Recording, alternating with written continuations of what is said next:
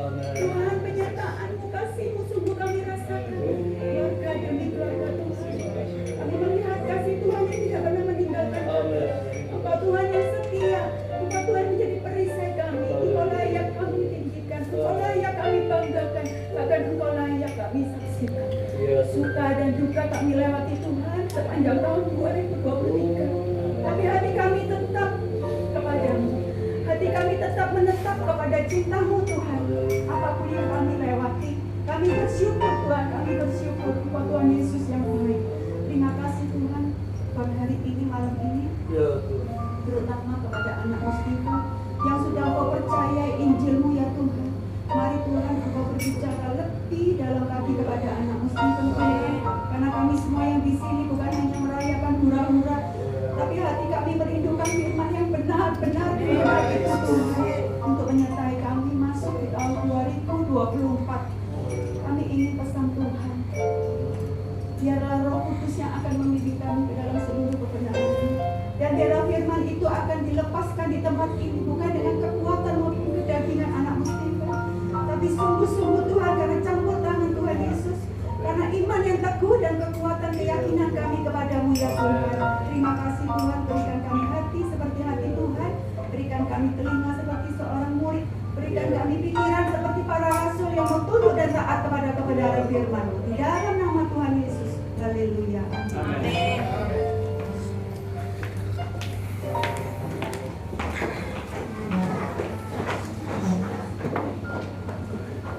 Doanya istri saya makin hari makin pinter ya.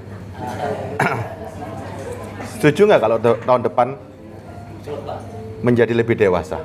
Hah? Loh, dewasa itu kan banyak artinya kan? Bisa disering dikit jelas. Hari-hari ini kita ini, tahun lalu kita punya tema seperti Raja Wali. Kecepatan kita seperti Raja Wali. Yang ketinggalan nggak saya cari. Ya. Dan akhirnya ada yang jatuh juga karena nggak kuat, nggak apa-apa. Tapi hari ini temanya nyambung, ya. Kita grow up, kita menjadi dewasa. Soalnya banyak kelihatannya dewasa, tapi ternyata dewasa cuma tubuhnya tok, jiwanya kayak kanak-kanak. Firman ini bagus banget, 1 Korintus 13 ayat 11, ya. Hari ini cuman kita lihat di Korintus sama Matius toh, nggak ada yang lain kok. 1 Korintus 13 ayat 11 saya bacakan aja biar cepat. Ketika aku kanak-kanak, aku berkata seperti kanak-kanak. Aku merasa seperti kanak-kanak. Aku berpikir seperti kanak-kanak. Sekarang sesudah aku menjadi dewasa, aku meninggalkan sifat kanak-kanak itu. Ya. Kenapa begitu? Ayat 12-nya. Karena sekarang kita melihat dalam cermin suatu gambaran yang samar-samar. Tetapi ini nanti kita akan melihat dengan muka. Sekarang aku hanya mengenal dengan tidak sempurna. Tetapi nanti aku akan mengenal dengan sempurna, seperti aku sendiri dikenal. Saudara mau hari ini di kacamata Tuhan, mau seperti apa hari ini? Dewasa semua ini. Ada anak-anak. Mau seperti orang dewasa, mentalnya kanak-kanak, atau kita bersama-sama grow up sama Tuhan. Ya. Kalau grow up sama Tuhan, lebih berat memang. Lebih berat. Hari ini kalau kita dewasa, kita jadi patron loh. Ya. Kekristenan hari ini, kita menjadi patron. Saya sengaja ngundang cuma sekian orang nih, ya. Karena ini sudah menjadi tim inti hari ini.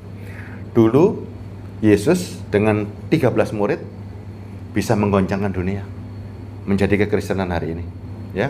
Kita hari ini lebih dari 13, ya.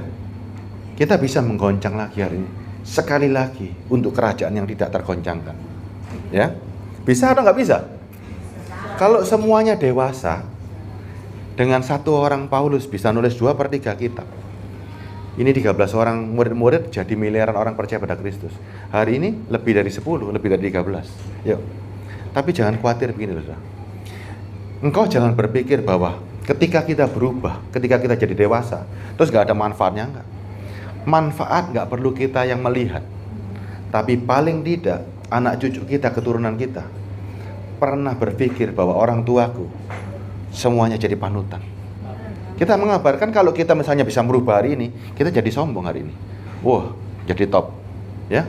Tapi gerakan ini, perubahan ini dimulai dari kita. Kita nggak usah melihat hasilnya.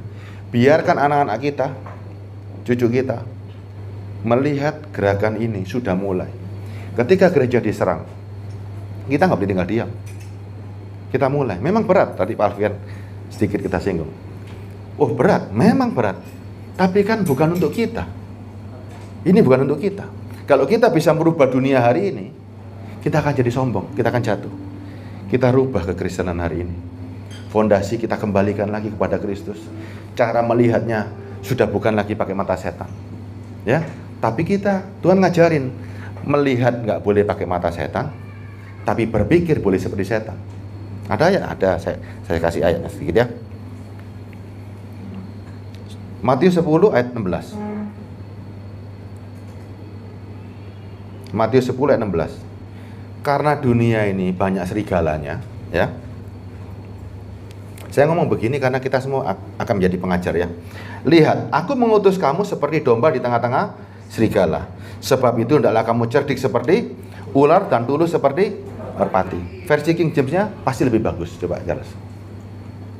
Mungkin Feli lebih bisa baca nih versi King James, pasti bagus. Anak saya bisa. Ya. Apa? Tulis bacanya? Tolong baca. Behold, I send you forth as sheep in the midst of wolves. Be ye therefore wise as serpents and harmless as doves. Wise as a serpent and harmless like a dove. Ternyata terjemahannya lebih dalam lagi. Wise itu bijaksana, pikiran, ya. Pakai pikirannya setan. Kecerdikan setan pakai. Tetapi ada tetapinya. Harmless like a dove. Apa arti harmless? Kalau diterjemahkan, bukan saja cuman tulus, tetapi tidak berbahaya. Ya, boleh pakai pikirannya setan untuk mengetahui apa rencananya, tapi kita tidak berbahaya. Banyak orang pakai pikiran setan, jadinya kejebak. Ya, kejebaknya apa? Malah jadi menjelma ular naga. Kita nggak boleh. Tuhan ajarin kok. Cerdik kok seperti ular, tetapi tidak boleh berbahaya. Tidak berbahaya apa artinya? Tidak berbahaya untuk kebenaran, tidak berbahaya untuk gereja, tidak berbahaya untuk orang lain. Ya, kita ini harus menjadi. Kalau kita bayangkan, Tuhan ini nggak salah bikin seperti ini. Tuhan sendiri yang mengucapkan, wise like a serpent. Ya, like a serpent. Serpent ini ular. Ya, ular beludak. Inilah. Tapi pikiran setan tadi jangan saudara gunakan untuk ngakal-ngakali, benar-benar pikiran setan enggak. Pikiran setan itu supaya saudara mengetahui yang kira-kira setan pikir, di mana tempatnya saudara sudah tahu. Oh ini setan berpikirnya di sini nih. Sehingga kita nggak boleh lagi ngambil di sana. Perbaiki, potong dong. Setan bekerjanya di sini, potong yang di sana. Setan cari di sini, potong yang di sini. Perubahan yang kita lakukan dewasa bersama Tuhan, kita berani menghadapi. Kalau anak kecil, saudara nggak berani menghadapi perubahan, dan saudara nggak tahu sedang ke arah mana hari ini. Tapi ketika kita dewasa, kepribadiannya juga dewasa, cara berpikirnya juga dewasa. Ya, makin hari makin berat memang. Kita nggak boleh kayak kanak-kanak. Ketika firman disampaikan begini, kejadian nggak sebenarnya kanak-kanak nanti? Kira-kira yakin nggak bahwa di komunitas kita ini semuanya bisa sama-sama dewasa, dan bahkan ada yang nggak mau dewasa? Bisa terjadi nggak? Bisa. Tapi ketika saudara nggak jadi dewasa, kita sekarang nggak bisa ninggal. Kenapa? Sudah tersisa ini. Kita bimbing mereka seperti kanak-kanak. Tapi itu kejadian yang tidak boleh terulang terus ya. Kita peringati Natal ini berbeda. Sudah tidak boleh lagi menganggap Yesus kanak-kanak. Yesus membawa peperangan. Peperangannya jelas antara gelap dengan terang, antara duniawi dengan rohani. Ya. 2 Korintus 2 ayat 17. Nih, kita ini ada misi. Misi kita masing-masing punya misi. Pak Joni punya misi, saya punya misi, masing-masing pribadi punya misi. Tapi saya cuma minta prinsipnya harus sama. Misinya boleh berbeda, caranya boleh berbeda, tapi prinsipnya tetap sama, ya. Grow up-nya kita di mana, Dek? Yuk, 2 Korintus 2:17. Kita baca bergantian ya. Pak Juli baca 2 Korintus 2:17. 2 Korintus 2 ayat 17. Sebab kami tidak sama dengan banyak orang lain yang mencari keuntungan dari firman Allah. Sebaliknya, dalam Kristus kami berbicara sebagaimana mestinya dengan maksud-maksud murni atas perintah Allah dan di hadapannya. Prinsip yang pertama, setuju nggak saudara dan mau nggak bahwa prinsip yang pertama, kami tidak sama dengan orang lain. Dalam hal apa? Mereka cari untung, kita nggak cari untung. Mau nggak melangkah seperti ini? Yo. Kalau nggak mau melangkah seperti ini, bisa dewasa nggak? Ya, setuju loh ya. Sebab kami tidak sama dengan banyak orang lain yang mencari keuntungan dari firman Allah. Sebaliknya dalam Kristus kami berbicara sebagaimana mestinya dengan maksud-maksud murni atas perintah Allah dan di hadapannya. Ini prinsip. Boleh dirubah atau tidak boleh dirubah? Nggak boleh. Kalau saudara mau melayani sekarang, tidak bisa lagi mendapat keuntungan dari firman Tuhan. Kalau mau cari untung, nah, Ming bilang kerja, ya, setuju ya? Ingat, ketika kita melayani, prinsip pertama, jangan pernah cari untung di firman. Ya, mau dewasa? Mau ya? Mau dewasa ya? Kalau sampai nggak mau, saya tetap boleh untung, berarti pikirannya masih kanak-kanak. Jika kanak-kanak, ya, kanak-kanak kumpulnya sama kanak-kanak, kumpulkan sama kanak-kanak, ya. Kalau sampai nggak bisa dewasa terus, ketinggalan saudara. Yang kedua, prinsip yang kedua Pak Jun yang baca ya, 2 Korintus 3 ayat 10. 2 Korintus 3 Ayat 10. ayat 10. 2 Korintus 3 ayat 10. Sebenarnya apa yang dahulu dianggap mulia, jika dibandingkan dengan kemuliaan yang mengatasi segala sesuatu, sama sekali tidak mempunyai arti. Dulu, pelayanan model yang zaman dulu, ya, buat Paulus kelihatannya mulia, tapi hari ini nggak ada apa-apanya. Yang kita cari dulu kalau seperti Paulus dengan sebuah hukum, ya, pada zaman itu, dan apa yang dijanjikan dan lain-lain dari itu, semuanya kelihatannya dulu mulia loh, ya, tapi dibandingkan dengan sekarang nggak ada apa-apanya. Ketika kita dulu mencari pelayanan untuk untuk jasmani kita, pokoknya melayaninya kelihatannya rohani, hubungannya sama jasmani, mulia kan kelihatannya kan. Sekarang nggak lagi, sekarang tidak lagi, sekarang itu memalukan malah, ya, karena kita nggak mencari tadi, nggak nyari untung, nggak nyari yang aneh-aneh lagi, ya. Dulu itu mulia, sekarang tidak lagi, ya. 2 Korintus 4 ayat 2, biar Pak Yu yang baca. Prinsip yang pertama, tidak cari untung. Prinsip yang kedua yang lalu sempat salah, kita 2 Korintus 4 ayat 2. Tetapi kami menolak segala perbuatan tersembunyi yang memalukan. Kami tidak berlaku licik dan tidak memalsukan firman Allah. Sebaliknya, kami menyatakan kebenaran, dan dengan demikian kami menyerahkan diri kami untuk dipertimbangkan oleh semua orang di hadapan Allah. Setuju nggak? Kalau ini yang harus kita lakukan. Tetapi kami menolak segala perbuatan yang tersembunyi yang memalukan. Kami tidak berlaku licik dan tidak memalsukan firman Allah. Sebaliknya, kami menyatakan kebenaran. Dengan demikian kami menyerahkan diri kami untuk dipertimbangkan oleh semua orang di hadapan Allah. Setuju nggak dengan apa yang dilakukan Pak Yu? Kita semua sepakat loh ya. Makin hari makin bergerak. Grow up-nya kita berapa? Perubahan ini memang berat. Tapi mau nggak mau harus. Ya. Ayat 3-nya, tolong Pak Yu. Jika Injil yang kami beritakan masih tertutup juga, maka ia tertutup untuk mereka yang akan binasa. Kalau saudara mau masuk dalam kebenaran, nggak bisa kompromi lagi. Ya, kalau sampai orang masih buta, berarti memang sudah gimana lagi? Ya. Ayat 4-nya, tolong Pak Budi. Yaitu orang-orang yang tidak percaya, yang pikirannya telah dibutakan oleh ilah sama ini, sehingga mereka tidak melihat cahaya Injil tentang kemuliaan Kristus yang adalah gambaran Allah. Orang-orang yang demikian, mereka melihatnya hanya dibutakan oleh ilah zaman ini. Apa ilah zaman ini? Ilah zaman itu bisa hari ini yang dikatakan ilah zaman ini, siapa dia? Siapa dia? Dari yang lebih bisa jawab ini, apa aja? Hah?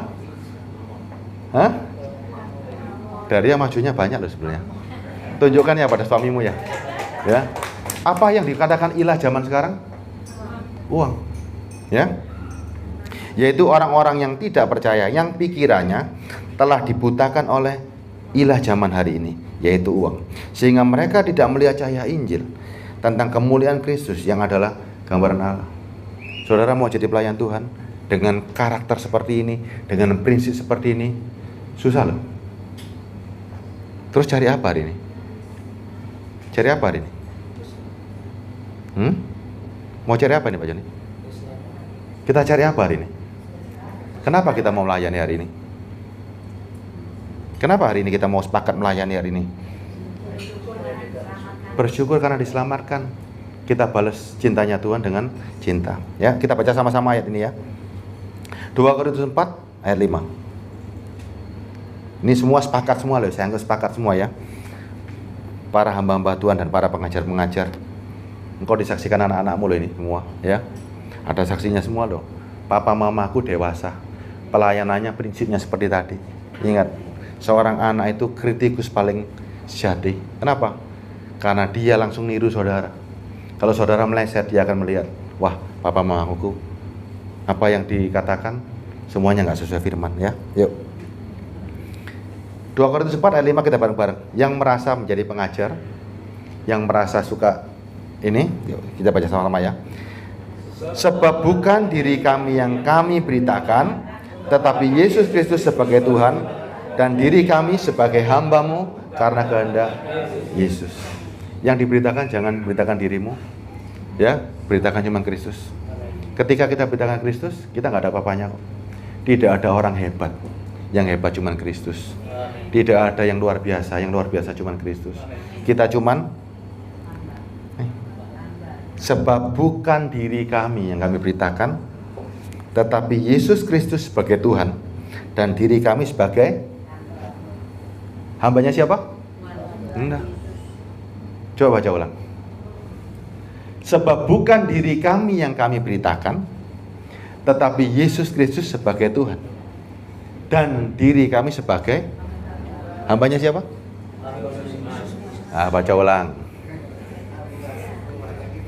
Sebab bukan diri kami yang kami beritakan, tetapi Yesus Kristus sebagai Tuhan, dan diri kami sebagai hambanya siapa? Berarti kita nggak pernah jadi bos. Kalau kita grow up, kita mengerti firman, ternyata kita adalah hamba-hamba yang ya, kita melayani Pak Alfian. Saya hambanya siapa? Saya melayani di sini, hambanya siapa? Nah, jelas ya. Karena kehendak Yesus. Jangan dipisah, ya. Banyak orang ngaku hamba Tuhan, makanya dia nggak pernah jadi hamba orang itu. Kenapa? Karena dia merasa, aku hamba Tuhan kok, posisiku lebih tinggi. Jelas ya. Ini Paulus tulis surat di Korintus. Paulus menempatkan dirinya sebagai seorang hamba karena kehendak Yesus. Kita bisa jadi hamba sekarang, melayani masyarakat hari ini. Kita jauh-jauh ke Blitar, kita ke Malang. Kita bosnya atau kita hambanya? Hamba. Karena siapa? Karena kehendak Yesus. Jelas ya? Nggak salah ya? Sebab bukan diri kami yang kita banggakan, bukan diri kami yang kita pamerkan, tetapi Yesus Kristus sebagai Tuhan. Dan di sini kami sebagai hamba-hamba saudara sekalian atas kehendak Kristus. Ini prinsip nggak bisa dirubah. Ya, jelas ya Pak Alfian ya. Di mana kita melayani, di sini kita menjadi hamba atas kehendak Kristus. Ya, Pak Yo siap ya, Pak Joni siap, Pak Juli siap, istri saya siap, semuanya siap. Yuk kita grow up, kita harus dewasa. Kita tinggalkan asas-asas yang lama. Kita ganti dengan yang baru. Yang baru ini pun sebetulnya yang sudah lama, tapi nggak pernah dimunculkan kembali. Kenapa? Karena banyak orang punya mata seperti setan. Memandang firman urusannya untuk diri sendiri. Memandang firman tujuannya untuk gimana caranya mendapat berkat. Tidak ada Tuhan dimuliakan. Yang dimuliakan hanya cuman diri sendiri, keluarga kita, dan lain-lain. Ya. Yuk kita berubah. Perubahan mungkin nggak bisa kita rasakan pada zaman kita, tapi paling tidak anak-anak kita, cucu-cucu kita pernah merasakan. Ya, waktu Pak Soekarno berbicara, kekayaan bangsa ini bukan untuk bangsa asing. Kita nggak tahu pada hari itu, tapi efeknya sampai sekarang kan. Beri aku 1 pemuda, 10 pemuda ya. Beri aku 10 pemuda, akan kugoncangkan dunia. Itu nyata loh. Beri aku 10 pemuda, akan kugoncangkan dunia. Dan itu kata-katanya nyata. Dengan 1 orang sekarang aja bisa goncang kok. Apalagi dengan hari ini loh, banyak ini loh. Kalau 10 pemuda yang dikatakan Soekarno bisa menggoncangkan, Yesus Kristus dengan 13 muridnya menggoncangkan dunia hari ini. 13 murid tahu ya maksudnya ya. 12 murid plus Paulus. Kan 13. Ya. Apalagi kita hari ini, ya. Bisa nggak goncang gereja? Bisa nggak hari ini menggoncang doktrin yang sudah ada? Pak Alfian bisa nggak? Bisa, Pak. Hah? Efeknya bukan untuk kita kok. Nama kita nggak perlu ditenarkan. Tapi nanti, ketika kita sudah nggak ada, paling tidak, oh iya ya, Pak Joni dulu ya, masa-masa mudanya dia, masa-masa selama hidup, selalu konsentrasi tentang grow up, membangun manusia rohani. Paling tidak kita dikenang Pak Joni, ya. Paling tidak Ming dikenang, Pak Yu dikenang, semuanya dikenang, ya. Ciwulan dikenang, nah semuanya dikenang. Oh iki loh, pendeta iki loh, khotbahnya gak tahu tentang ini, ya kan? Ini loh mbak perubahan. Banyak orang-orang berubah, paling enggak anak-anak kita, ya. Masanya sangat singkat, sangat singkat. Kalau nggak kena kita, pasti nggak kena kita sih sebenarnya. Tapi anak-anak dan cucu pasti merasakan, ya. Lebih bangga mana kita hari ini bisa merubah orang tapi kita jatuh, atau kita membawa perubahan, membawa dampak, ya. Dan kita sendiri tidak bisa melihat dan tidak bisa menjadi sombong karena kita menjadi orang-orang yang hebat pada hari itu. Lebih bangga nggak? Bangga kan? Ya. Kalau kita hari ini misalnya bisa merubah, saya jatuh pasti. Kalau hari ini doktrin gereja tiba-tiba, oh karena Pak Joni, karena Pak Juli, karena Ming berubah, jatuh nggak kita? Hah? Sombong. Dan kita buka aliran baru kan? Ya. Semuanya sama. Tapi kita hari ini ayo, kita betul-betul menjadi dewasa ya. Dewasa bersama Tuhan itu banyak aspeknya, tapi waktu nggak cukup. Kita tahu hari ini terlambat dan kita lapar semua ya. Dewasa bersama Tuhan itu semuanya. Manusia rohani lebih dewasa, cara berpikirnya dewasa, ya. Orang dewasa ketika berpikir pakai pikirannya ular, bisa kejebak menjadi ular nggak? Nggak bisa. Kalau engkau orang dewasa, secara rohmu kuat, engkau nggak bisa kejebak. Hanya anak-anak yang suka muter-muter. Anak-anak itu kenapa nggak boleh bermain pisau? Karena takut kena pisau. Tapi ketika dia sudah dewasa, dia pegang barang berbahaya pun tidak ada masalah. Karena apa? Pikirannya dewasa. Ya, makanya Tuhan ketika mengatakan ini bukan untuk anak-anak. Kalau anak-anak dikatakan pikirnya kayak bajingan, jadi bajingan sungguhan. Kita ini ketika diajar sama Tuhan menjadi dewasa, pakai pikirannya setan untuk belajari setan itu sendiri. Tapi engkau bukan setan itu karena engkau nggak berbahaya. Ya, jangan kayak anak-anak. Anak-anak ketika dikasih firman ini, oh nanti diputer-puter. Ketika baca firman seperti kanak-kanak yang dicari, anak-anak cari apa coba? Anak-anak diajak ke mall cari apa? Hah? Anak-anak diajak ke mall cari apa? Cari makanan, cari mainan. Ya kan? Anak-anak baca firman cari apa? Kan sama. Orang dewasa ke mall, orang anak-anak ke mall pasti mikirnya mainan. Orang dewasa baca firman, carinya apa? Anak kecil baca firman, carinya apa? Kan kelihatan begini nanti. Agus baca firman yang dicari, ndi ya, kira-kira sing bisa diberkati. Ya kan? Ini ya yang bisa. Ming cari bagaimana yang bisa menjadi mujizat. Kan nggak bisa. Ya, tadi sudah ada prinsipnya, saya ulangi ya. Wah, Leon oleh cuan tak ulangi nih. Saya yang bacakan ya. 2 Korintus 2:17. Prinsip ini nggak boleh lepas. Prinsip ini harus ada pada masing-masing saudara. Sebab kami tidak sama dengan banyak orang lain. Tadi Pak Alfian katakan, loh berarti hari ini banyak? Banyak. Kita di grup bicara, ada atau nggak ada ini? Ya, sebab kami tidak sama dengan banyak orang lain yang mencari untung dari firman Allah. Sebaliknya di dalam Kristus kami berbicara sebagaimana mestinya dengan maksud-maksud murni atas perintah Allah dan di hadapannya. Kalau nggak disuruh Tuhan ngomong, mau ngomong nggak? Hah? Ini prinsip loh, ya, prinsip nggak mencari untung. Kalau Allah nggak suruh, ojo ngotot. Kalau Allah tidak suruh, engkau jadi pengusaha, jadi pengusaha. Kalau Allah suruh Anda jadi apa, nggak usah ngotot jadi hamba Tuhan ya. Yang muda-muda jangan punya cita-cita jadi pendeta. Ya, jangan sampai Leon, Larry jadi pengusaha.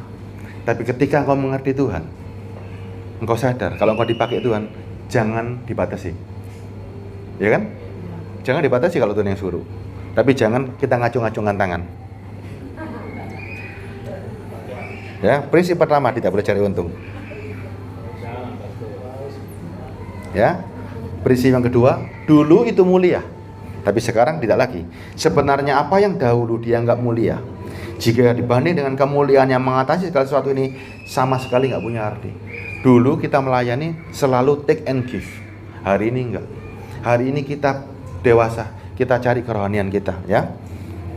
Yang ketiga, kami menolak segala perbuatan yang tersembunyi, yang memalukan. Artinya tersembunyi itu gimana coba? Banyak orang maksudnya kan ketokane api dah. Ngajak, Gus, tak doano ben kon diberkati. Dari ya tak doakan supaya diberkati. Ketika saya berdoa, Anda diberkati. Maksudku api enggak? Api toh? Kalau seandainya diberkati sungguhan, Kembalikan milik Tuhan. kalau seandainya diberkati milik Tuhan, paling enggak eling aku lah sing doano. Ya? Loh. Ya kan? Ingat. Perbuatannya ketokane api, tapi itu tersembunyi maksudnya. Kalau kita bawa pertobatan, misalnya sekarang Pak Yohanes bertobat, Pak Budi bertobat, Pak Agus bertobat, Daria bertobat. Apa yang kita dapatkan hari ini? Nggak ada apa-apa. Nggak ada apa-apa. Ketika orang bertobat, dapat apa ya Pak Alfian? Mahkota. Hah? Mahkota di surga nanti. Hari ini kalau Pak Alfian bertobat, apa yang saya dapat? Nggak ada. Tapi kalau saya berdoa kepada Pak Alfian, tak doakan dapat Pajero, dapat rumah. Paling nggak kalau kewujud Cipratono titik. Ya kan? Ingat loh ya, tidak ada maksud yang tersembunyi. Ya, tidak ada maksud. Kami menolak segala perbuatan tersembunyi yang memalukan. Ngisi-ngisi nih loh itu. Ujung-ujungnya cuma begitu dah, gitu loh. Ujung-ujungnya kita pelayanan cuma begitu.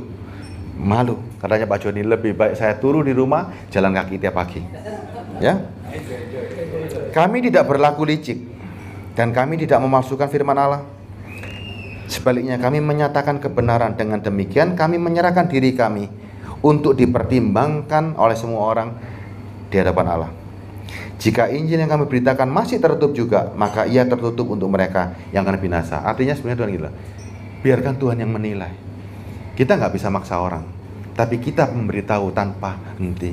Kalau memang mereka nggak bisa, ya sudah, ya. Yaitu orang-orang yang tidak percaya, yang pikirannya telah dibutakan oleh ilah zaman ini, sehingga mereka tidak melihat cahaya Injil tentang kemuliaan Kristus yang adalah gambar Allah. Ya, wis jelas ya, pokoknya di gereja ojo duit lagi lah. Di pelayanan jangan cari uang lagi. Jadilah kita dipercaya satu sama lain. Pelayanan kita tidak menghasilkan apa-apa. Pelayanan kita bukti kita cinta sama Tuhan. Di luar itu ambruk pasti itu. Pasti nggak akan kuat. 2 Korintus 4 ayat 5. Ya, saya ulang tadi ini. Sebab bukan diri kami yang kami beritakan, tapi Yesus Kristus sebagai Tuhan dan diri kami sebagai hamba-Mu karena kehendak Yesus Kristus. 4 prinsip ini, suka nggak suka, mau nggak mau, harus dilakukan. Siapa yang memulai? Kita semua hari ini mulai. Ya, Pak Alfian, kita mulai ya hari ini ya. Sepakat ya? Ojo berpas milih loh Alfian. Ya. Kita semua sepakat hari ini. Pak Yo sepakat semua ya. Pak Budi semua sepakat ya. Perubahan ini Pak dari kecil tapi punya dampak, yakinlah. Kalau Roh Kudus yang bekerja ini kayak bola. Ya, ngelinding terus. Ngelinding terus. Kecuali saudara tidak dewasa. Orang-orang yang tidak dewasa, ketika kerajaan sorga diserbu, saudara melarikan diri. Kita kan nggak bisa hari ini. Kita harus berhadapan ya. Grow up. Saya pun juga masih anak-anak, saudara. Ya, kita semua ini sebenarnya masih anak-anak juga. Masih anak-anak nggak? Hah? Masih. Kita mau menjadi dewasa. Kalau kita merasa menjadi dewasa, bahaya. Kita ini ngajak sama-sama. Karena saya pun juga belum dewasa. Yuk, saudara yang sudah, kan pengalamannya begini, Pak Joni lebih dewasa dari saya. Pak Yo lebih dewasa dari saya secara umur. Paling tidak orang yang berumur punya pengalaman, ya kan? Apalagi saya bisa belajar nggak dari Pak Joni? Bisa. Yang namanya grow up itu tidak memandang umur, tidak memandang ini semua. Orang dewasa selalu menganggap dirinya harus lebih dewasa, ya. Supaya kita sama-sama. Nanti kalau saya bilang, oh saya sudah dewasa, saya jatuh nanti. Kita sama-sama dewasa, ya. Jadi kita ini usianya sekarang bukan seumuran. Kan kita ajak sama-sama. Kita sekarang sama-sama ini seumuran untuk menjadi dewasa. Ya, tahun depan lebih sulit kalau seperti ini firman-Nya. Nggak ada apa-apanya. Kalau kita melayani tanpa cinta, nggak ada apa-apanya. Masio nyanyinya hebat, surga bergetar. Tapi kalau tanpa cinta, bubar. Ya, bubar. Saya rasa cukup di situ aja ya. Kalau mau lebih panjang, besok hari Minggu kita Natalan sama-sama Pak Daud ya. Hari ini cukup. Ketika kita dewasa, kita nggak bisa diam melihat Yerusalem diganggu ya. Semua sepakat ya Pak Alfian ya. Memang nggak enak tapi mau nggak mau. Natal ini, tahun ini membawa perubahan buat diri saya, buat saudara, buat Pak Joni, buat Pak Juli, buat mama saya, buat anak saya. Semuanya berubah karena Kristus. Ya. Kita doa sama-sama ya. Bapa di surga, kami tahu segala firman-Mu sangat luar biasa bagi kami. Kami percaya walaupun usia kami secara umur kami dewasa, tetapi secara roh kami masih kanak-kanak. Roh itu adalah selama-lamanya ya Bapak. Kami perlu bimbingan Roh Kudus untuk mengerti semua firman-Mu. Pakai hidup kami menjadi contoh dan teladan supaya kami bisa membuat dampak dan perubahan. Tuhan, perubahan ini mungkin kami tidak merasakan, tapi kami percaya bahwa anak-anak kami, keturunan kami akan melihat suatu patron untuk mengembalikan Kristus seperti apa, untuk mengembalikan bagaimana manusia yang rohani, bagaimana manusia yang mencintai Tuhan. Bapa di surga, kami semua terbatas, tapi kami yakin dan percaya bahwa Roh Kudus-Mu adalah roh yang terkuat yang ada di alam semesta ini. Tanpa campur tangan-Mu, kami tetap kanak-kanak. Ketika kami mengerti bahwa Roh Kudus yang Kau berikan kepada kami, Dia adalah seorang penolong, penghibur, dan pemimpin yang akan memimpin dalam seluruh kebenaran. Sehingga kami secara manusia boleh dipandang sebagai hamba-Mu atas kehendak-Mu, menjadi manusia-manusia yang mengajak mereka semua menjadi dewasa. Terima kasih Bapak. Kami semua memiliki cinta yang sama. Seperti Engkau mencintai manusia, begitu juga cinta kami terhadap sesama kami. Hanya dalam nama-Mu Tuhan kami berdoa bersyukur. Engkau tahu hati kami masing-masing. Tidak terkecuali Tuhan, yang ada di dalam hati kami pun Engkau tahu. Apa yang ada di dalam pikiran kami, apa yang ada di dalam hati kami, semuanya Engkau tahu. Tidak ada yang tersembunyi bagi diri-Mu. Engkau tahu apa yang kami lakukan, semuanya hanya untuk kepentingan nama-Mu. Terima kasih Bapa, dalam nama-Mu kami bersyukur, haleluya, amin.